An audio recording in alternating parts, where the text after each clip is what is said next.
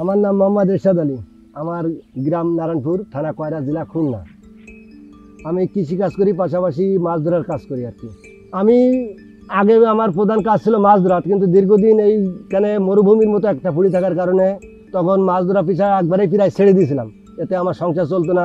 কিন্তু পরবর্তীতে আবার যখন এই এলাকায় বনায়ন কর্মসূচি শুরু হলো, বিশেষ করে ফ্রেন্ডশিপ নামক একটা বনায়ন প্রকল্প আসার পরে এখানে গাছ লাগায়, তারপরে ঘেরা বেড়া দেয়, এতে করে এখানে গাছ ভালো জন্মাইছে, তারপরে ঘাস হয়েছে।